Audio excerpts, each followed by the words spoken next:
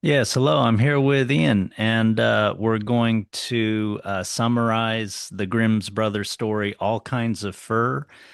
You might find it under the title in German that is something like Allerleirauh, and I'll spell that out in the show notes for my for those who can't understand what I'm saying. But I'll just give a quick summary, and then we'll talk about it. So a king whose wife surpassed all in beauty was dying. She got him to promise he would only remarry if he found a bride as beautiful as she, with golden hair like she had. After her death, he grieved for a long time, but after a period, his advisors said he must marry again, for they needed a queen. So they sent people all around to find one as beautiful with the same golden hair, but no one was found. Now, after some time, the king noticed his daughter was the most beautiful, with golden hair like her mother's, and he wanted to marry her. So, horrified, the advisors tried to put him off. They said, God has forbidden it. No good can come from such a crime, and the kingdom will be involved with the ruin. Now, the daughter requested that three dresses be made, one of gold, like the sun, another of silver, like the moon, and one shining like diamonds, as well as a mantle made from all the animals' furs of the kingdom, or mantle or cloak. At last, the best seamstresses and the hunters were able to fashion this garment and all the items. But instead of coming to his senses, the king beheld all of them and announced that their marriage would be the next day. So that night she fled with the gifts tucked into a nutshell, as well as her treasures of a golden ring, a tiny golden spindle, and a golden reel. She traveled through a forest that night and went to sleep in a tree hollow. She slept until full daylight. Now, another king's party found her and reported they'd found a strange animal to the king. The king had her chained to the carriage. Back at the castle, the men had her work in the kitchen and sleep in a dark nook.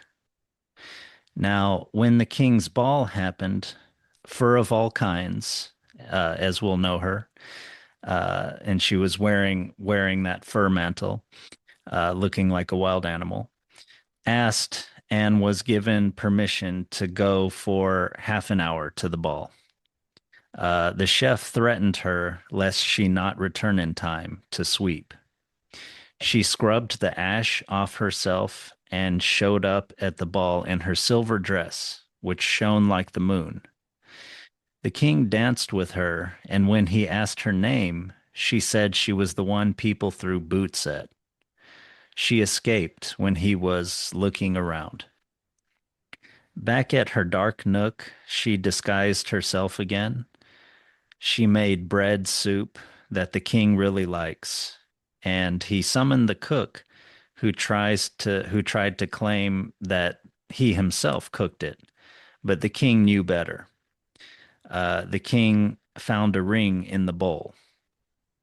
The second night of the ball, Fur of all kinds wears the silver like the moon dress, and she again escapes the king. She is ordered, sort of threatened by the cook to make the bread soup again, and she puts the golden spinning wheel in it.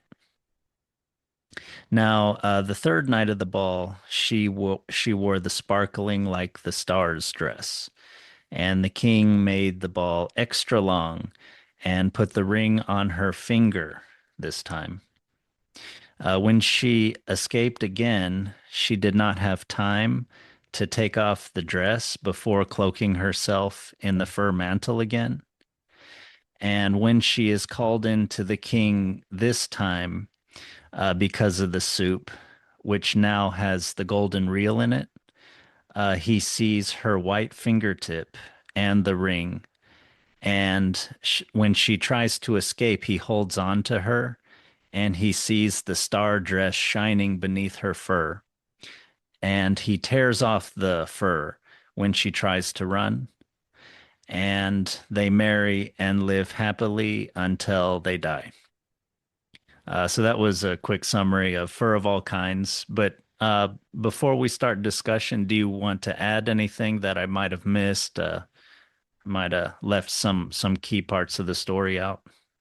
No, I think you covered most of it.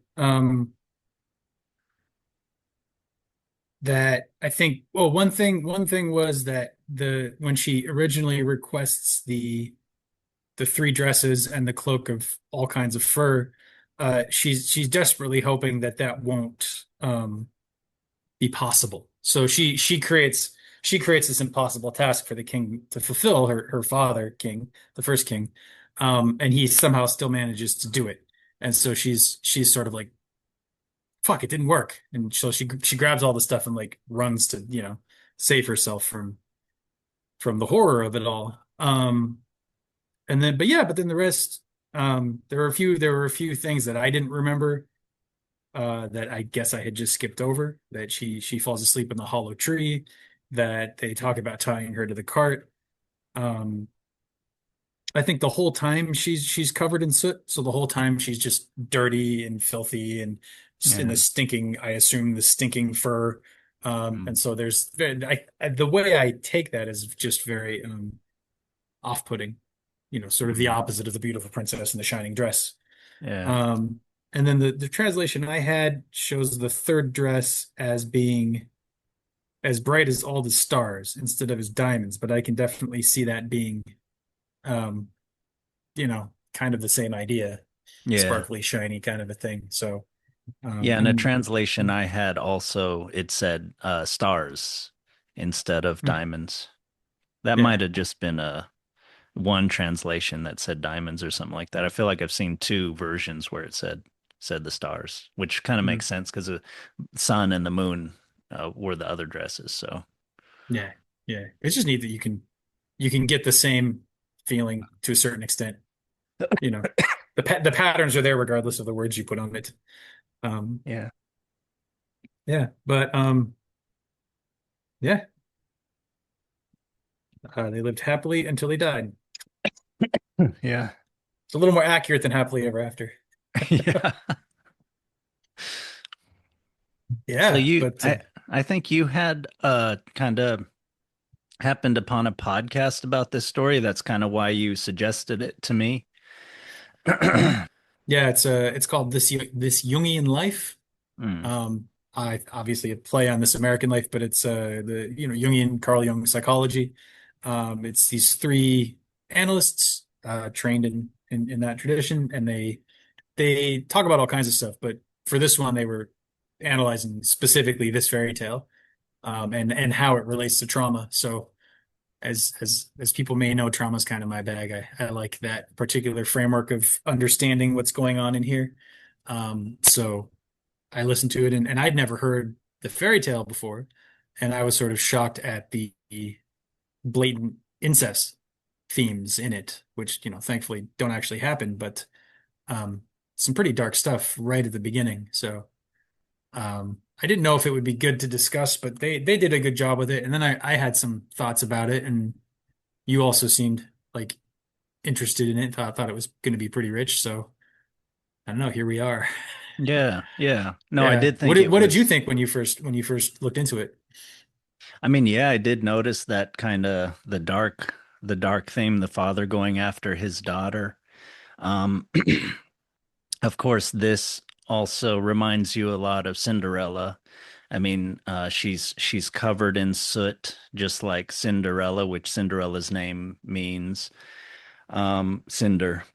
Um, and this, I think I mentioned to you, this also reminds me of a story called Hans My Hedgehog, where it's another protagonist, this time a boy, that was born with like this hedgehog skin, but he ends up kind of ascending to royalty, but the king is still sort of suspicious of him. And when he's married with the king's daughter, he ends up kind of having that hedgehog kind of skin that he'd had his whole life kind of taken off.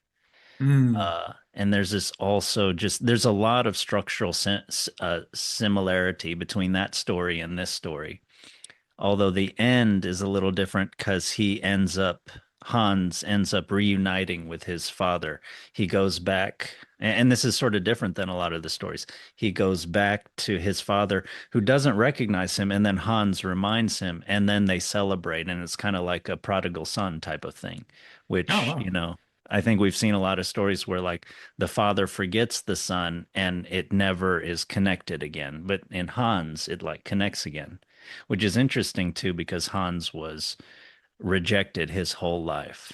But anyway, I won't get too much into that story. We might get into it as we're talking about this one. But Yeah, yeah, and I wouldn't mind doing a whole episode on it too. I remember reading it recently, and I thought it was pretty fascinating, all the different elements in there. So we'll see how that goes. But mm, yeah, yeah, yeah. I mean, we definitely don't want her reuniting with the king, the initial the initial king. yeah, He seems pretty bad. I think like let's see.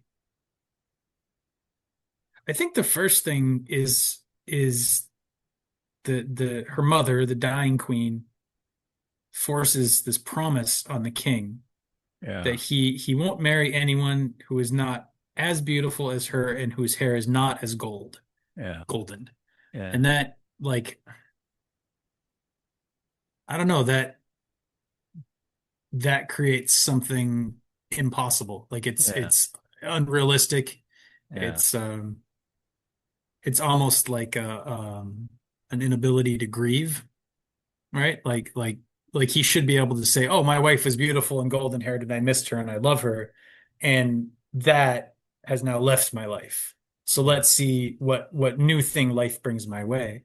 But instead, like in the fairy tale, she makes the demand on him and he agrees to it. But I think in life we often make that demand on reality. Like, oh, this must be exactly the same as the thing I lost, or mm, I remember it was so perfect. I just need to achieve that same perfection once again.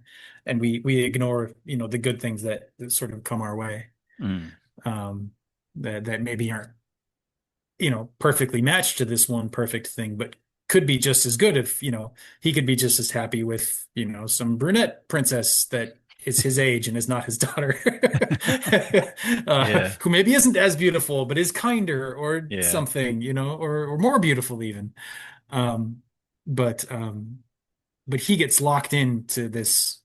It needs to be the perfect image of my wife, and I feel like yeah. that's kind of I don't know, like the original sin or the first break in the natural flow of things that sort of precipitates the whole story. Yeah, I agree. And it mentions how he was in grief for a long time and his advisors wanted him to get remarried eventually, but it seems like he didn't want to. So he's still in that grief and it's as if this wish from his late wife is still reverberating in his head or something. It's this idea that he can't get over that death, and then he's sort of still in this terrible state, and then he sees his daughter, and he's still like not in his right mind. That's one way that you could think about this story. Yeah. Yeah, I was looking into apparently this has been turned into like a movie in Oh wow. Germany and like used in different plays and books and things and Oh. that often they will have the first king like literally go mad. Like they'll paint him as, sort of like a King Lear kind of a thing. Like I think Mm, in one of them he burns down the palace. mm, He's chasing her with a torch and like burns down the palace and burns himself up in the yeah. palace and all of that. And I mean, obviously you're going to want to portray this kind of thing negatively because it is so sort of against, I don't even know, Natural against law or natural law, against everything that's sacred. Um, but I think if we step back from it as a literal story, there's an element that I think like we all do this kind of thing where like the king is stuck on this image of his wife as the means of achieving the happiness that they had together. Mm, And he's so obsessed on this image of what had been, this image of the past, that like he can't find a new feeling or the same feeling from a new person. And that twists him to the point where like his daughter, who is like something he should be caring for, mm, obviously as the father, but she's also like this new energy, and he's trying like if we look at like the king and the queen, and then the second king and the princess through like sort of stereotypical masculine feminine, like the older masculine, the king, the father king is a certain like structure, and the feminine, the old queen, is like the energy that's animating that structure. mm, And then, we as the audience are sort of like the person that this is happening inside of, if we take it out of psychological things. So the energy, the life force sort of fades from this initial structure, this initial wedding between the two. mm, But the thing that was the form that was holding the life force in it, that was sort of animated by it, um, falls like stays. That doesn't die. It sort of mm, holds on to that image, holds on to mm, that structure. Um, Almost feels like a zombie thing. Like there's this living mm, dead nature to the king. He's not able to mm, the king structure is not able to let go, and is trying to force the new energy that comes in to fulfill the role of the old energy and animate this old structure. There's a there's a there's a quote by Jesus of I forget where in the New Testament, but it's like you can't put new wine in old bottles. yeah, And I feel something like like that. like the king is the old bottle and the princess is like the new wine, and the thing being portrayed through the thing being taught through the portrayal of incest is an attempt to put the new life force in the old structure that is still longing for the old life force that has faded, and so the new life force will not fit there and has to go away, has to go underground, Mm, um, and has to kind of make itself hidden and ugly and unattractive so that mm, this rapey dad energy is like chased off, is not is avoided as best as she can, and she does. She runs off into the woods, and then in the woods she finds the king, the new king, who is the king of like those are his woods. mm, So she kind of like she goes off to a new place, and there's the woods being kind of like the in-between place, but then there's sort of the ruling principle that governs this wild place is able to like meet her as an equal rather than as the sort of unnatural pairing that the first attempt was. mm. Yeah, yeah, I think there's a lot of fruit to that interpretation, and it makes sense that if you're like the first king and you're sort of not able to get over your previous way of life or something bad that's happened to you, that you would, in your sort of lost attempt to re-find life, you might, in your narrow sort of mind way of thinking, you might look for something that looks like what you had before, which is the daughter. And yeah, Mhm. that's not what you're supposed to do in life. You're supposed to look for the new thing. And when you try to just recreate that thing and be like a Walking Dead kind of thing doing that, it is, as the advisors said, gonna bring the kingdom to ruin. And like you said, it will escape and go somewhere else, and it has to hide itself. Um, One thing I was curious about you is why the queen um, had said, you know, the original queen had said, "You have to find someone like me." I mean, I have a little bit of thought on this. And you could also interpret this whole thing differently as being sort of core about incest, or about that kind of improper sexuality that is a part of humanity and probably other animals. Um, but do you have thoughts about why the queen had said that? Mhm. I mean, yeah, I mean, the only thing that kind of makes sense to me on a purely like person level, like if we're not making her into a symbol of something, but just on a personal level, at least to start out, is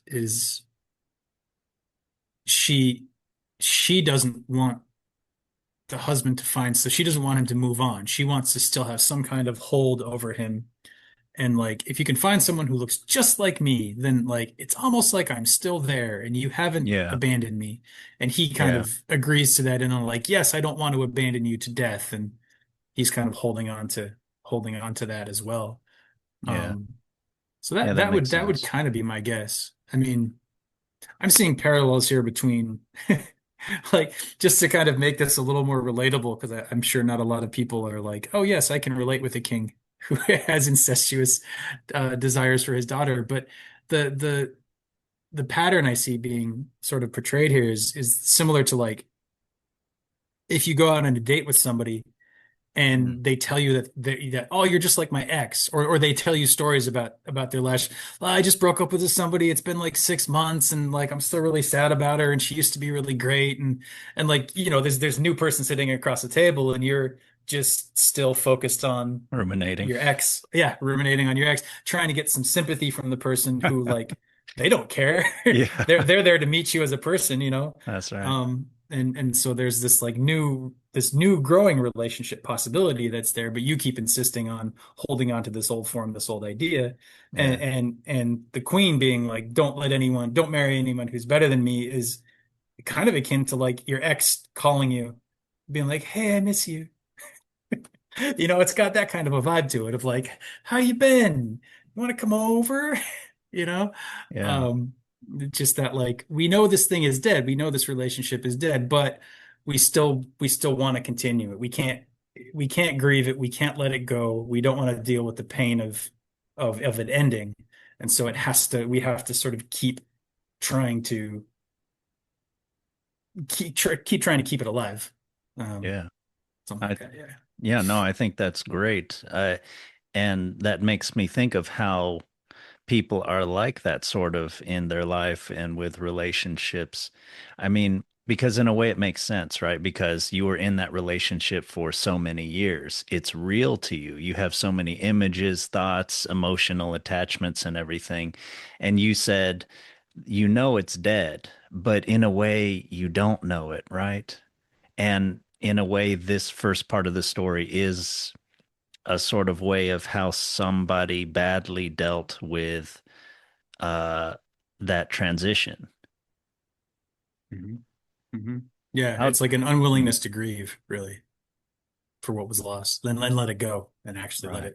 let it go. Yeah.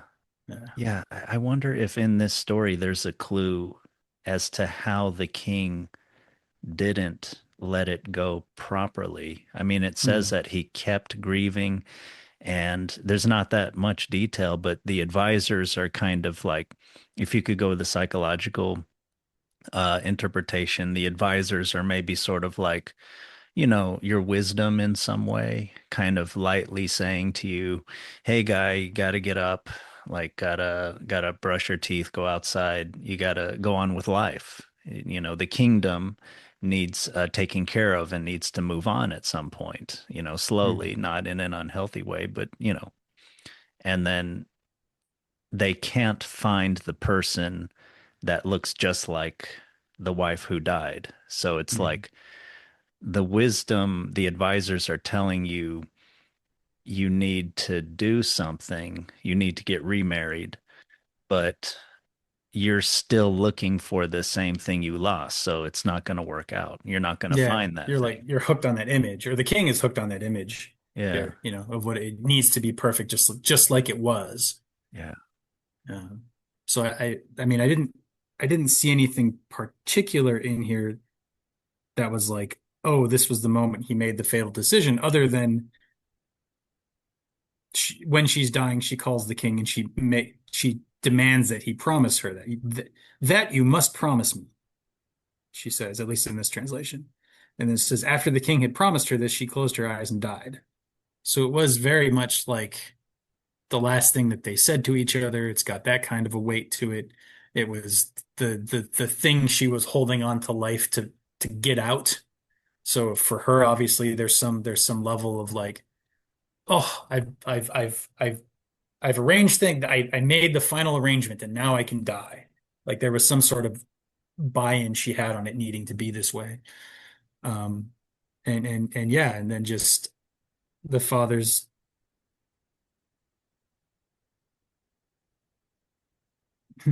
after the daughter comes of age, the king looked at her one day. Wait. After she had come of age, the king looked at her one day that she resembled his deceased wife in every way, and he suddenly felt a great love for her. Um, the daughter was even more horrified, hoping to dissuade him.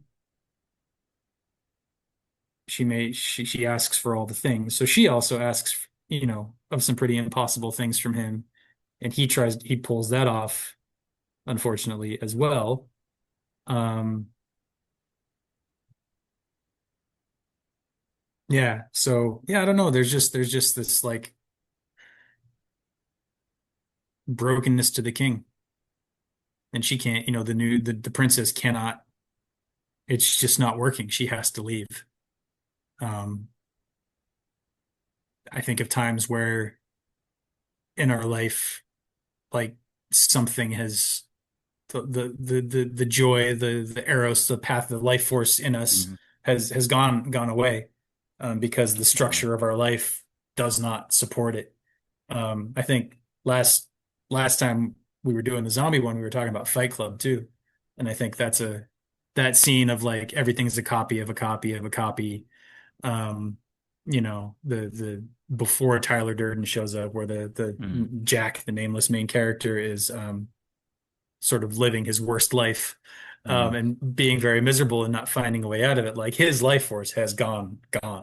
Yeah. Um, And he so is trying to kind of make it in the bad messages that the culture gives you about doing it through consumerism, or doing it through the image. I mean, mhm, again, mhm. there's like this, I'm doing the image. Why don't I feel anything? Yeah, yeah, yeah. The image, like the image of the wife that has died. Maybe one time, maybe the first time you have a new house and you move into it and you get a new couch and you're like, man, this feels great. But then if you chase that again, you got to get a bigger house and a bigger couch and a bigger house and Right. a bigger couch. And then finally you Yeah. have like a room that's just sofa cushions. And you're like, this is not how it's supposed to be. But that's interesting. I mean, images can be very powerful and can really help us. They can help us not veer off too much in the wrong direction. But wonder if maybe there's like the signified and the signifier, which is the image, and the signified, which is some sort of deeper thing that you have to understand. You have to stand under it. It's almost like you have to have your feet on the ground, and the image of the sun, or whatever, the image of a more something more specific maybe than the sun above you, and then you can kind of move forward, or like the stars above you, and you're guiding, like getting guided like a mariner. But if you only have the image and you're ungrounded, or you're not connected to something behind that image, I'm sort of giving different metaphors here, but it's Hard to pin uh, down. yeah. And yeah, if you're only going with the image, it's like you're lost. You're not finding out what you need to be doing. Yeah. Yeah, I think that's so true because it's like the image, the concept, the thing, like we're trying to use it as a guide. Like, okay, I want to try and hit this goal.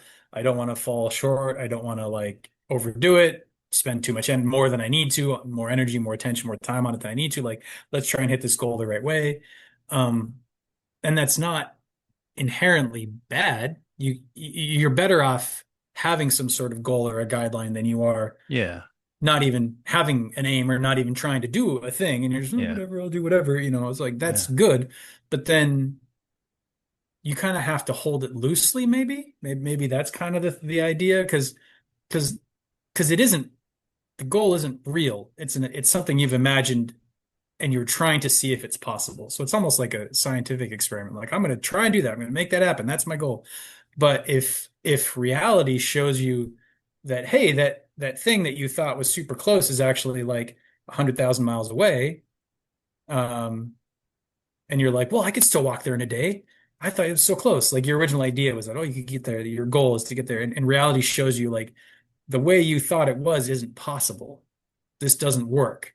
Your image, your dream, your beautiful plan is dead. It doesn't function the way you thought it did.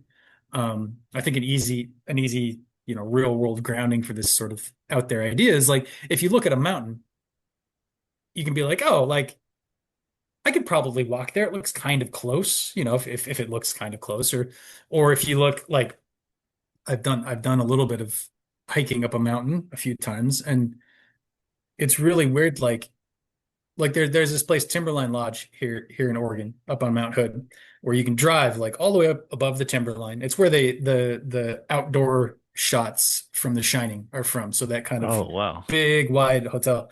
So you can drive all the way up there, easy to get to, and from there you can see the peak of Mount Hood.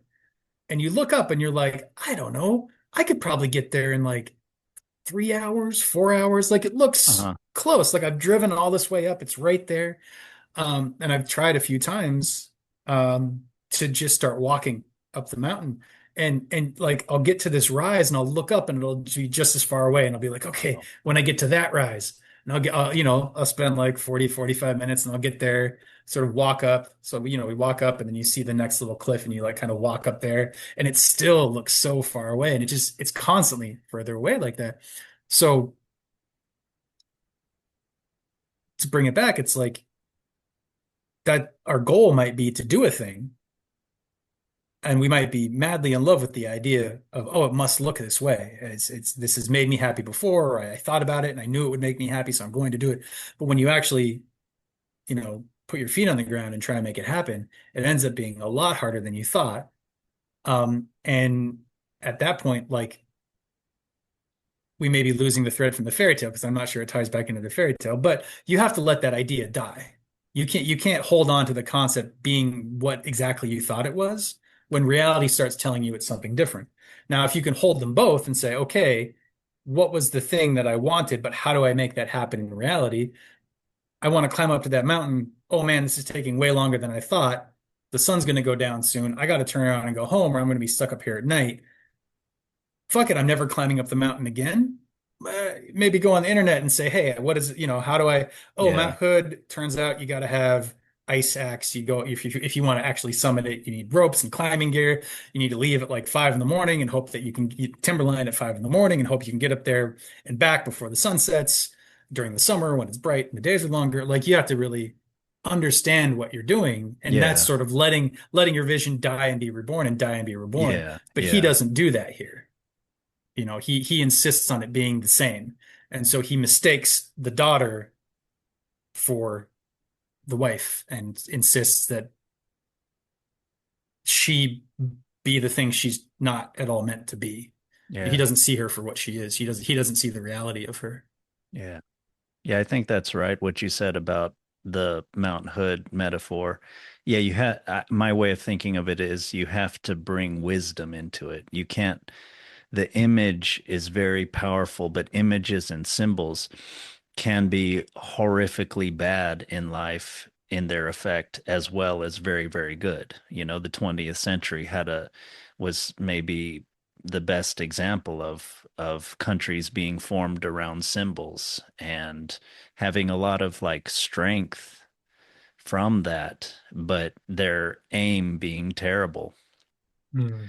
I was Yeah. thinking also of the analogy of the mariner, like with the following the constellations and things, and it's like those are to guide you on Earth, Mm. to stay on Earth, and but they're always there. There's a permanence to the image. That's maybe one reason they're so attractive or something like that. Mm. They're very readily they very readily become social. Images can, it's hard to like transmit like obscure Buddhist ideas to people, but you can give them an image, um, and so it can be powerful. I w- I think Yeah, this yeah. that we are staying with the tale. I was thinking of another tale we did recently. I can't remember the name right now, but it's where there's another dying monarch. Remember the story with the prince being in love with a girl, and he's kind of a little away from his dying father, his father, Oh the king, yeah. and the king is dying, and then he recalls the prince, and he says like he gives him like a kind of a deathbed request, like please marry this other girl. And Hmm. then he's like he's aggrieved, he's confused, and then he's like, okay, I'll do it. And then he forgets about the his original love, and there's this long Byzantine process of him coming back to that. But Yeah. that seems like this. He doesn't know how to take his father's words wisely and to interpret them. Okay, my dad maybe wanted this alliance, and he can decide what to do. Instead, he just full force go dives into those words. And this Hmm. is in this story, it seems like Fur of all kinds, it seems like he's doing that too. The king is doing that with his dying wife's wish, and he gets lost in it. And as far as we can tell, he never recovers, and his kingdom never recovers from it. They lose the vitality. They lose his daughter. Yeah, it's interesting in both cases. The sort of the thing that is lost is like a genuine, healthy love. Like in I think it's the 12 Yeah, Huntsmen is the one you're talking about. yeah, Like yeah, the prince loses the true princess, the one he's really in love yeah, with, and he marries this other one that he's supposed to. yeah, And in this one, like the king marrying the daughter, there's no true, genuine, healthy love there. It's incest, it's unhealthy, it's unnatural. yeah. So it's like it's a different But he lost his trajectory. potential, kind of He second lost wife, his potential, and the princess has to leave to find.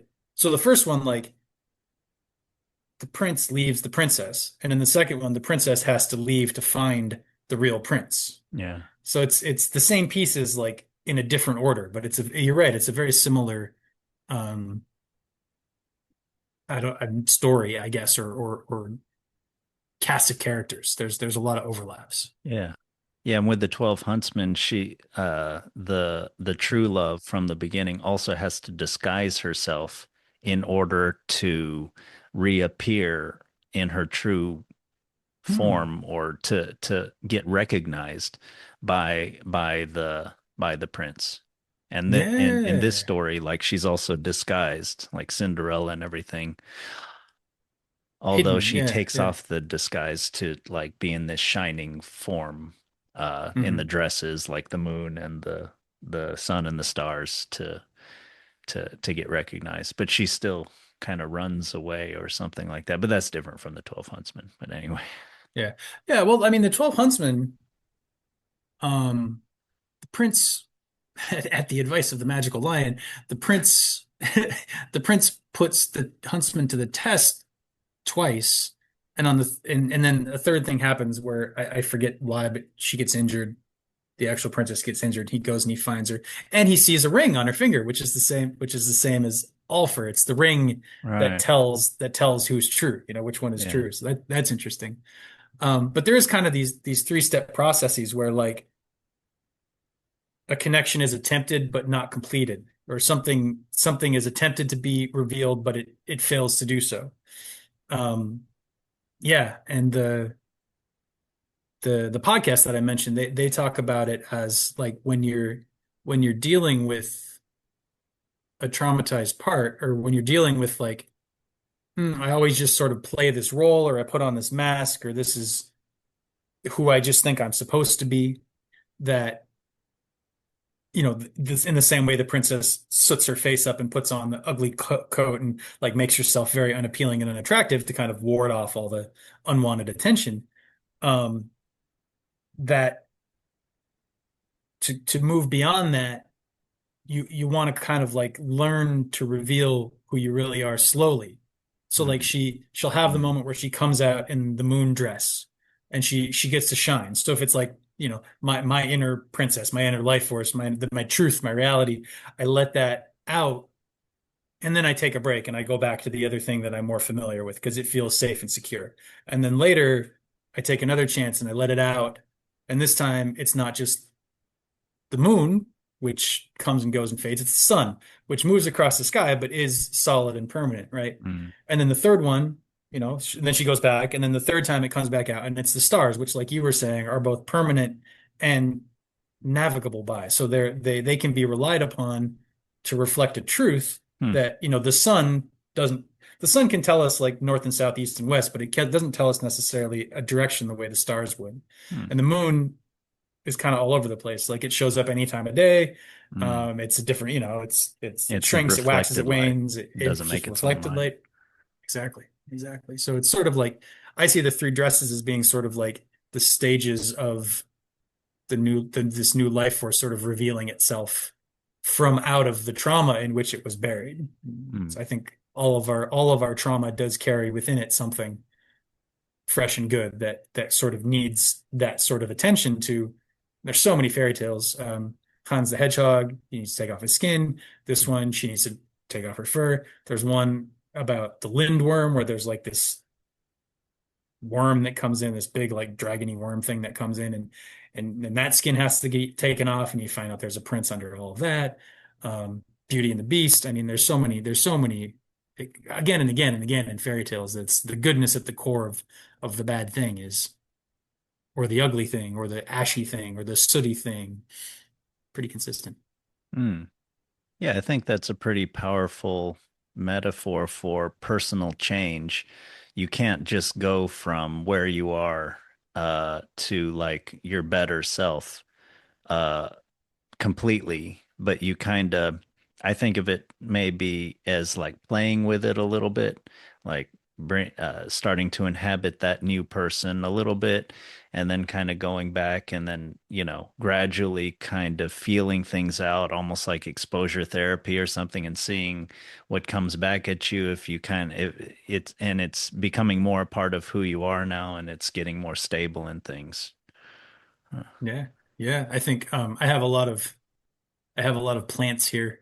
Um, my wife and I tend to enjoy the plants, and it's been really interesting seeing them over the past few years, watching them grow, and that they'll grow like that. Like they'll grow, and then they'll either stop or sometimes they'll die, and then they'll grow like just right here. We got these little ferns.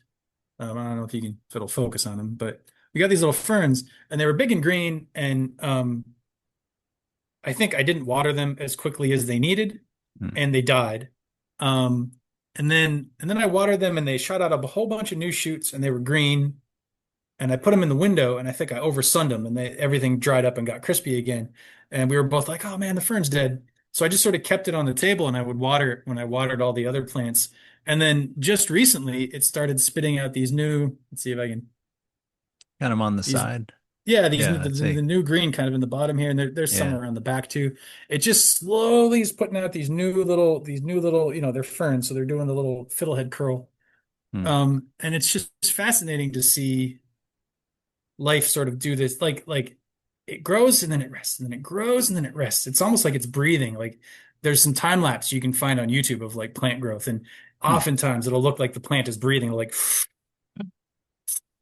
Hmm. and it just kind of like I think there is something to that about our own growth as a personality or as a soul, whatever it is that you want to. Yeah.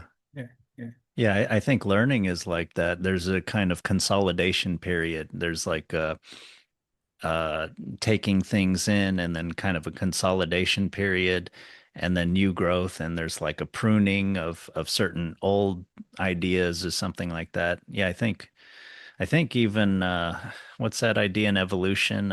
Periodic, I forgot, but it's like evolution doesn't just go, it isn't a just linear thing. It sort of plateaus for a while and then, but that's Yeah, they're like probably, moments of massive mutation, and then everything's kind of the same, and then kind of yeah, something like yeah, that. Yeah. yeah. I think punctuated equilibrium. Yeah. Yeah. My You're right. brain Yeah. is pulling up those words. I don't know Nice. how long ago I filed No, those, that's but what I they've was been trying there. to think of. Cool. All right. Cool. It's nice But when in that happens. Go ahead.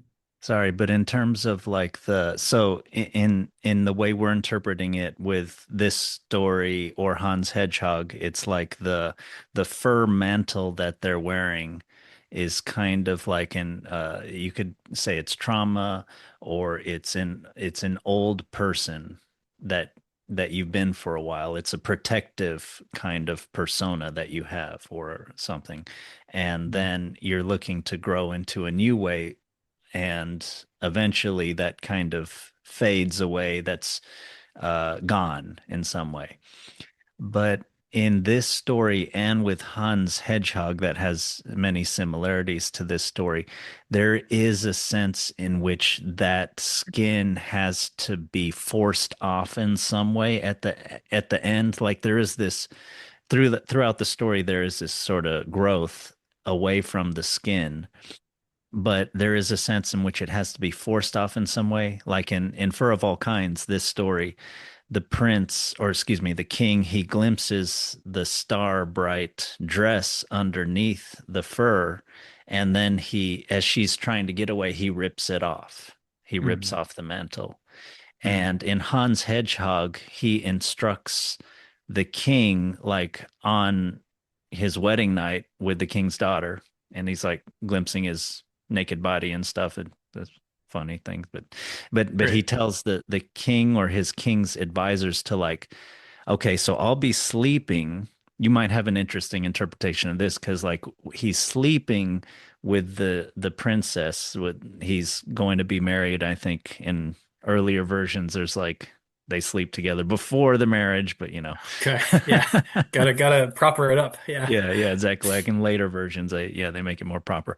But so he's sleeping with his like beautiful human form, and his hedgehog skin is next to the bed, and the he instructs the king's advisors to take it, and then they have to burn it, and they have to like really watch it and make sure it's really burned or something like that. But Mm, anyway, there might be an interesting interpretation of that. But in both these tales, it seems like there's this idea that there does have to be some final action by the high, by the king's advisors to force it off at the very last. I mean, what do mm. you I sort what do you think of that? Oof. One thing I want to say, that's a very deep, at least the things that are coming up to say, I'm like, ooh, that's a lot. But at first, I do want to say that you were talking about like the Hans Hedgehog and the fur and all this being like an old identity to get rid of. Mm, mm, And I think in this story in particular, it's worth pointing out that like she puts on this identity mm, as a protection and as a deterrent from unwanted attention. mm, So it's not just like, oh, this worked for me at one point and it's I've outgrown it, but I'm still clinging on to it. It's mm. like, oh, I needed this desperately at one point to Yeah, be safe. And I think I think that that might point to yeah, like why it's hard because she's invested in the cloak, the fur as a protection thing. yeah, And like I don't think it's good to rip away people's protection. I will say that. I'm not trying to map this as like actual human behavior, but if this is internalized and there is some sort of higher force within us that is encouraging us to, slowly begin to come out of our protection, there is going to be a point where we we have to like almost have it taken out of our own hands. yeah, Like there has to be some level of surrender to something higher because the thing yeah, we're trying to yeah, get rid of is so a part of our identity that yeah. it's we don't really know what's us and what's it and how to let go of it. So I think I'll just leave it at that. The other stuff I was going to get into was pretty esoteric and like very heavily Buddhist and weird, just on top of some podcast I was listening to this morning, but it's not different. Like it's the trying to get rid of the identity that we've clung to. Um, I don't know that we can do that ourselves. I think it has to be Yeah. something higher than us that convinces us. And even if you want to bring it back down to like, the girl that was threatened with incest and had to hide and make herself ugly and all of that. Like, um, again, not to say someone literally needs to come and Sure, take her sure. security away, but for her in that moment, like she has to have the new, like her new personality come up in her to the point where she can rest in that new personality and cast the old one away. And that is that is allowing your identity to be taken by, like your sense of self to be taken in by the new identity so that the old one can be led away. Like there is a surrendering, there is a dying there that needs to happen. It's almost like that's the moment where the like something actually is allowed to die. The way the initial king did not allow his wife to die, and like that was sort of the spark for the whole tale to unfold the way it unfolded. At the very end, there is something that dies and is removed and is gotten rid of, and what was hidden is brought to life again. Like life comes back again. And so there, I don't know. I'm just seeing that kind of odd mirroring of the two, Yeah. the first moment and the last moment of the story. Yeah. Yeah, and I think there is something about parents passing on to kids. There's sort of, and this is probably Jungian, there's sort of things that they couldn't let go of.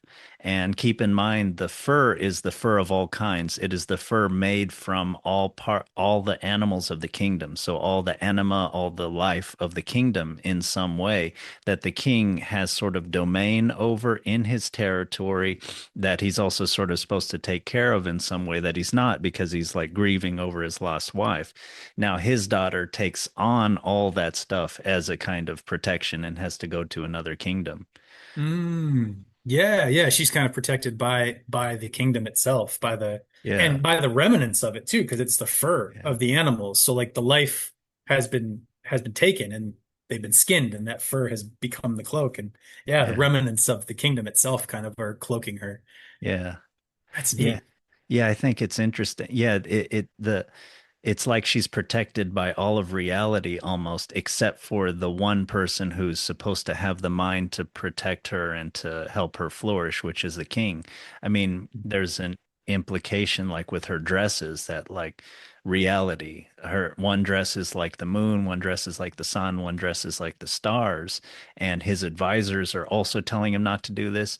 And she has all the seamstresses make this cloak, and the hunters have to hunt the animals and get the little pieces of the fur. It's like all the kingdom except for her own king is kind of helping her out. And it's Yeah. interesting she can all put that in a nutshell.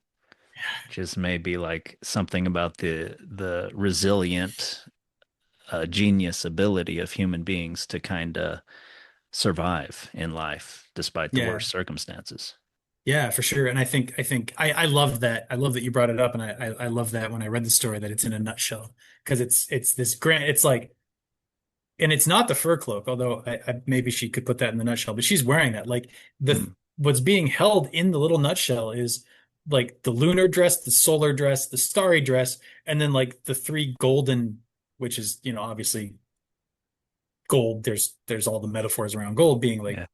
unstainable and pure and all of that. Mm, The three golden things are all in this little nutshell. So all the good sort of heavenly, literally heavenly bodies and sort of immortal, unperishing items are stored in this little tiny nutshell at the heart of like that. I'm sure she's like carrying in a pocket of the giant fur coat that she's, her big sort of like, "Rah," I'm ugly, I'm smelly, I'm furry and hairy, I'm covered in soot and, her sort of gross costume.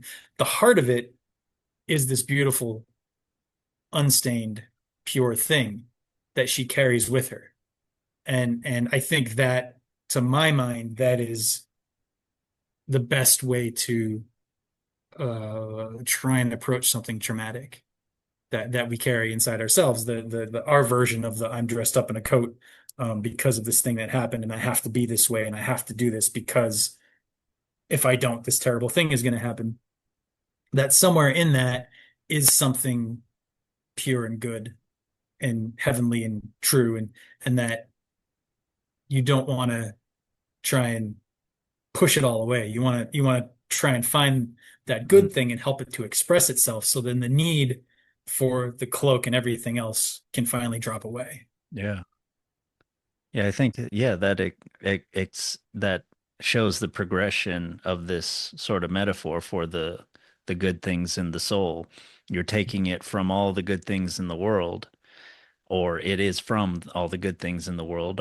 We are, after all, made of atoms that were made in stars, and it goes from being something that's little tiny you carry hidden, and then you put it on, and it's more and more revealed over the course of the story. Eventually it's taken off. And I wanted to get Mm. back to the king ripping it off at the final part, as well as in Hans Hedgehog when the king's advisors burn it. I thought that's a good move because I mean, psychological, you think of it as trauma. I think that's a useful way of thinking about it. I also think about it as just, change and development and sort of being smaller and to being larger. You Mm. can think of it being smaller to larger in terms of your area of concern. Like when you're 2 years old, you're extremely egocentric. Ideally, as you mature, you become more and more, your area, your cone of concern is more and more broad to eventually Mm. maybe a lot of all of humanity or something like that, or all living beings or something like that. Um, and uh, the end with the fur of all kinds in this story being taken off by the king, or in Hans Hedgehog it being burned by the advisors, is kind of like you're ready, you're finally connecting truly with the world outside of your own Mm. body. And it's trustworthy. Um, and yeah, it's just simple. It's like you're connected. Um, and it can do something that would otherwise maybe, yeah, feel like you weren't ready for it, like earlier in the story.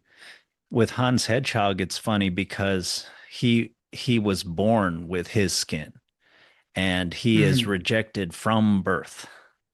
It's kind of interesting because he has this, uh, his father had been, I think they had been childless. His father was like a countryman, so like a peasant, I guess, but like a kind of wealthy peasant or something. Mm. And but then he'd been made fun of because he doesn't have a kid. So then he wants to have a kid, but it's like maybe it's the wrong reasons. It's sort of, Mm. again, bringing a lot of these stories start with a wish, but some of the wishes, like with Snow White, her mother wishes for this beauty that's kind of like connected with the outside world and with elements. Uh, but then the human world kind of messes it up. But with this story, it's like the countryman, he wishes for a child, even if it's as ugly as a hedgehog or something like that. He's like, I just want a kid. I just want to not be made fun of and be ridiculed anymore by my peers. And then Mm. so nature is like, okay, here's your Hans hedgehog baby. And it's like, oh crap, I didn't mean it, or and they stuck with it. Yeah. He like hides him behind the stove for 8 years, and Hans ends up being this like plucky kind of satyr type guy. He leaves. He's like riding a chicken. He tends these sheep in the woods. It's a great story. I guess you read it maybe, but A yeah, little bit ago, but it doesn't matter. yeah, but it's interesting because he has his skin, his protective sort of prickly skin that he can actually attack people with, with the hedgehog Mm. skin. Uh, and until it came from his birth. So Yeah. Yeah. Um, that is interesting because it's not, I mean, I guess it would, if we're mapping it onto, something. psychological, it would have to be something like a legacy burden, like an ancestral thing or something like that that got passed down. Because if you're born with it, that's not the same as Alfer here, who asks for this to be made. When it's made, takes it, dresses herself in it, hides in it. It's all very purposefully created for her in response to a need that she genuinely has. Hmm. Um, and yet the removal process is similar, Hmm. is the same. Um, I also thought it was interesting when you were saying like Hans Hedgehog is able to attack people, with the spikes. I was like, well, where does the fur come in as an action instead of just as a costume? And I realized the cook tells her several times, like, you better not drop any hairs in in the soup, in the bread soup, Mm. which what the heck is bread soup? But that's Hmm. I've never heard of bread soup. But that's just gonna get soggy. But that's the threat is like if the fur is like her ugliness is her undesirability, whatever it is, it's like, oh, don't let that um corrupt the soup. Don't let your ugliness get into the thing that you're making. And what she does drop in the soup is is the gold ring, the gold spinning wheel, and the gold reel, which I'm not even sure what that is, but that's fine. The three gold items is what she drops in the soup. So it's almost like it.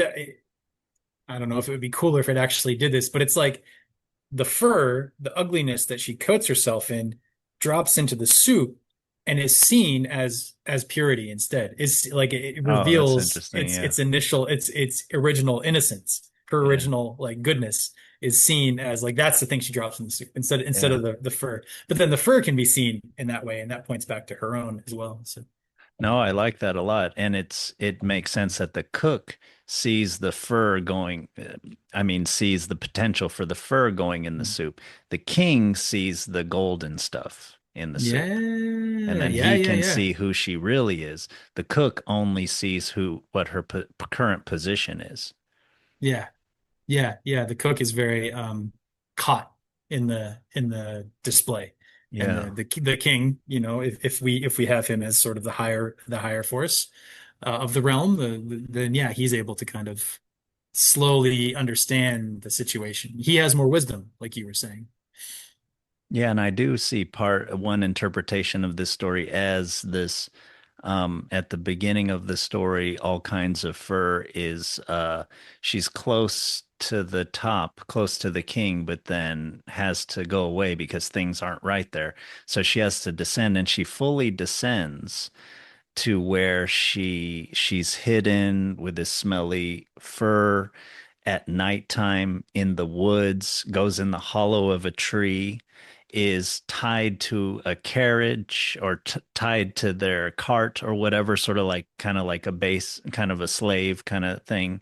And then Mhm. she has to, she's she's in the castle kitchen, the sort of noisy, loud, hot, steaming, people yelling kind of place in a nook there and being yelled at by the chef. Kind of the chef is kind of jealous of her later because she makes a better bread pudding or bread soup than he does. It's kind of the parallels there with the stepsisters and stepmom of Cinderella. Mm.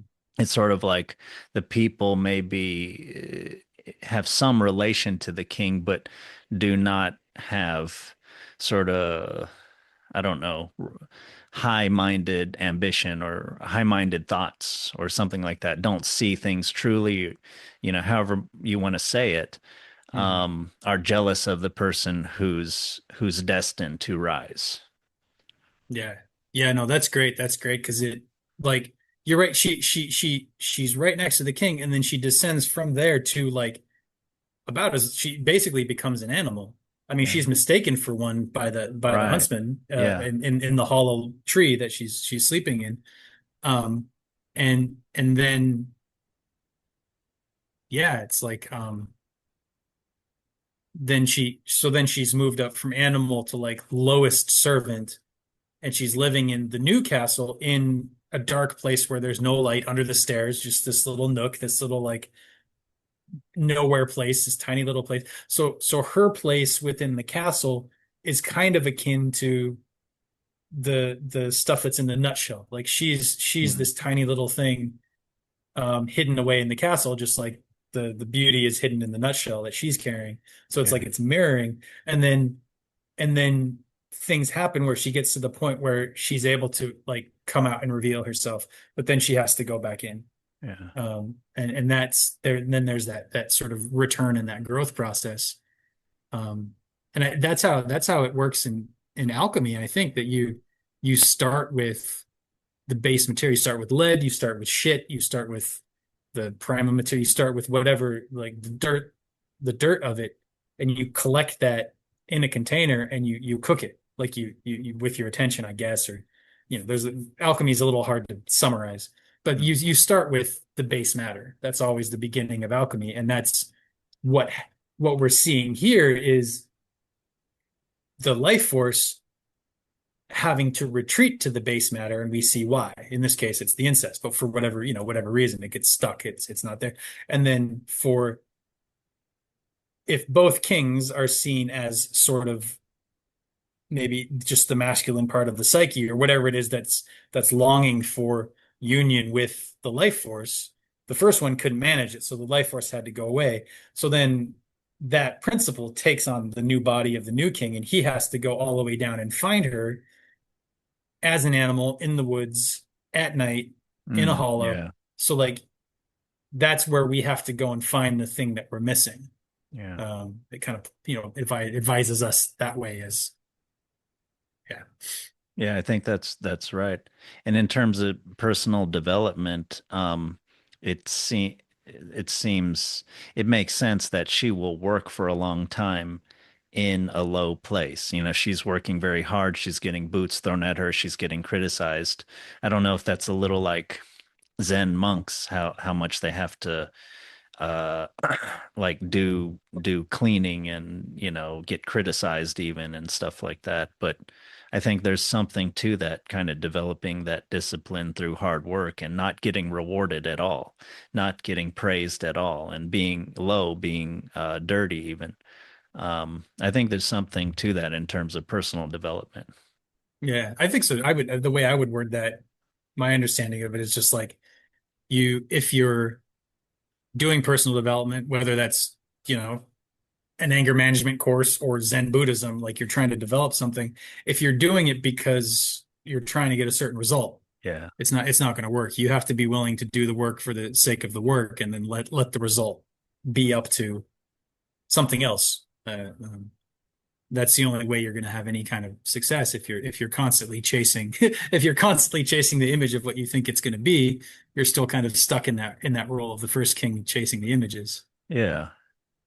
Do you think a lot of I do. Do you think a lot of people make the mistake of kind of, yeah, looking for the praise, looking for the image of what they think uh they're supposed to be achieving way too early? And that's kind of the problem. And this story kind of shows that you need to work in the kitchen for a long time under a jealous, mean chef, something like that. That's kind of an image to maybe remind us to like to work and work before we can really come into our own. I sort of think of like meditation, where seemingly a lot of people have this idea of like, I would just want to feel good. I just want to feel peaceful. It's Mhm. not about developing yourself and kind of having a lot of time where you feel like you don't know what you're doing. You feel like you're not progressing. Things are getting worse, maybe. And then, but you keep kind of keeping with it. You know, exercise, same thing. Any Yeah. virtue, same thing, I think. Yeah. Yeah. No, I think you're right. I think um I don't even know if I have anything to add to that. Just that it does in all these cases it takes more time than we think it's going to. And I don't know. I think I'm thinking of, my newsletter that is now back up and alive again, thekindknife.com. Check it out. That like I was trying to write it originally for myself, but I did find myself getting discouraged by sort of the lack of any kind of response. So I had already sort of been like, okay, this might not get me famous right off the bat, if ever. Like that's not okay. I can put that aside. But I had thought like, oh, at least maybe I can get some engagement from whomever is, whomever. And sort of consistently not a lot of engagement. Um, Subscribership was kind of growing, but still no engagement. And I made a big push to try and get some engagement at one point, and it didn't work. And that after that, I was at a point of like, I can't keep doing this, and I didn't for a few months. Um, and with your help, we're doing this writing thing, that we're doing. Yeah. Help me I've too. gotten back on it, writing every day, and some of that's been published. So I'm not sure exactly what it is, but like that was akin to like the first go around is like the princess coming out in the moon dress or whatever. And then like that didn't work and it has to go away. And I'm still like I still haven't quite gotten the thing right. And now here it is. I'm doing it again. I'm enjoying it more. I'm not making it as big of a thing. I'm making it easier for me to do so I can get more out there because that's just what I seems to be what needs to happen. And so, you know, um, I'm not as discouraged by the lack of response as I was before. So something has shifted, something has maybe, died and gone away, or some part of it has shifted. Um, so I don't want to say that like you can't have a goal in mind.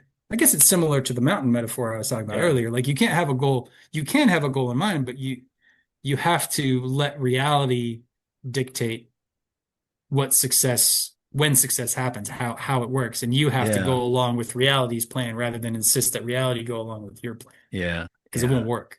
Yeah. Yeah, it won't work, and you could destroy everything. You could, ruin a job or a relationship or whatever because you're not going with how thing with your fate. You're Hmm. instead going, yeah, with that old dead image. Hmm. Yeah, you're insisting it look the way you want it to look. You're insisting that meditation gets you what you think it's going to get you Yeah. instead of, whatever it is actually going to get you. Yeah. So, yeah. Yeah. Yeah, I think that's really good. Yeah, I didn't think of all this stuff for this story. Do you have anything to add to this? It's a good lesson for Uh, life. yeah. Do I have anything to add? I definitely did not have all of this coming in. This has been pretty good, pretty very rich. I'm stalling to try and see if I have anything to add. Um, I thought it was interesting. I don't know. We'll see if there's anything to this. I liked that in the third grand ball the king throws. I was seeing each ball as like a moment where all the parts, Mm, like if the castle, if the kingdom, if whatever it is like the psyche of a person, the balls are like where all the parts come out and interact. Like there's this mm, sort of mingling and mixing. And so mm. even the ugly little kitchen girl covered in fur and soot, like even Yeah. she is drawn in. Like she could have just hid. She wanted to go and see. She wanted to go and Yeah. see the ball. So it's this space that kind of calls that part of ourselves out. Yeah. But then in the third ball, the king's like already kind of catching on to what she's Yeah. doing. And the king's like, okay, I think it even, at least in my translation, it says that he had them when she comes out to dance, he's arranged it so that that That's dance goes on particularly long. that's right. And Yeah. so he's like, there's like an attempt at, um, in the good sense of the word, of seduction, of like, oh, like she keeps coming back. We have these grand dances together. There's something magnetic drawing me to her. She keeps coming to dance with me. When we dance, there's music, there's whatever it is. I feel this thing, and Yeah. like I need to take action on this, and he does, and he creates a space where she like where that feeling is allowed to exist longer, and then he manages to put a ring on her finger without her noticing, which I mean, I don't want to take it too literally because it's a fairy tale, but like it kind of implies she was pretty distracted, you know. Maybe in love with him, maybe like, in the heat of the moment, they're holding hands while they're dancing, and Yeah. she's just like feeling the vibes, and he's able to like just slip the ring on really casually without her being. So I guess what I'm trying to say is, I did have something to say about this. It would make sense that, traumatized people generally have a very high, like they got to be aware at all times. They're Hmm. very, there's a, I'm Hmm. blanking on the word. Um, Hypervigilance, maybe. Hypervigilance, vigilance. Yeah, One they have a step down very from high paranoia. vigilance. Hmm. Exactly. Exactly. Thank you. That was the word. So in this moment with the prince, her vigilance is down enough that she doesn't notice him put the ring on. Like she must, Yeah. it kind of implies something about her is relaxed and is like open Yeah. and like, kind of ready to drop the fur coat, ready to come out from under the stairs, ready to be the princess again in this new castle, Yeah. that is the right fit for her. Yeah. And yet it is the king, because of the king's wiliness around extending the dance. She still has to run Right. away. So she may, some parts of her may be ready, but she's not. So he ends the dance. She runs away. He doesn't call the guards on her. He doesn't insist on anything. Yeah. But she runs away, but she doesn't have time to put her whole thing back on. So he's had it be that she like her real self is almost forced to to reveal itself. It's sort of Yeah. like your costume is now too small for you. There's not enough room. The goodness has grown to the point where the costume can't hide it anymore. Yeah. And then she does the thing with the soup again, which she doesn't need to do. And then she drops the gold thing in the soup again. So there's the soup, the communication between her and the king. It's very subtle, it's symbolic, it's not language, but it's a look, I am pure and good and true. Look at the soup, it's delicious. Look at this gold that's in the soup. It's pure. Um, and that there's the flow of information between those two parts of the psyche. And so then when the king is like brings her forth the third time, I'm sure he's already suspecting what's going on, and he Hmm. sees, oh, she didn't manage to cover one of her fingers in the soot, and she's wearing the ring on that finger, and like just this one little element of the truth is poking through, and he's able to sort of grasp onto that and pull the truth out of all of the lies it had cloaked itself in for survival. Hmm. And like that's a really beautiful moment, and I think really beautifully played by the prince. If we sort of give him at least the credit, the benefit of the doubt that he's, being considerate of her and is not. Because you could tell this story, they're so simple. You could tell the story in a way where he's forcing her out. And if we give the benefit of the doubt Hmm. that he's not doing that, Hmm. I think it's a pretty beautiful, like coaxing of the beauty and the innocence and the life force and the joy and all of that, coaxing it out of where it's been hiding while respecting its need to hide and kind of having this Yeah. this play of back and forth and back and forth. Whereas the father in the first case was like, "No, you're marrying me, and that's it." Yeah. Much more insistent. Yeah, that's right. Yeah, when he had decided she does, when the king and the original king, her father, had decided to marry her, she does all this stuff, and the whole kingdom does all this stuff to stop that in some way. And then yeah, he's like, never mind all that, disregard all the evidence before his eyes for him to change. And he Mhm. instead just, yeah, we're getting married the next day. But yeah, this prince here, he's working with what he has. She's working there, everybody's working, and they're getting closer and closer and revealing before the union. Yeah, yeah. Yeah. Yeah. Yeah, that's a great last thought. Well, maybe next time Hans Hedgehog or something else. We're returning, but before that, we're returning to the zombie story, right? The I would love to, yeah, get Vervaeke. back on the Vervaeke zombie book. Yeah, yeah, I'd love to do Yeah. that. Chapter one in that for next week. Yeah, so we can plan for that after the Yeah, recording. But sounds great. Well, yeah, great talking to you today, and likewise. really learned a lot about this story. Same.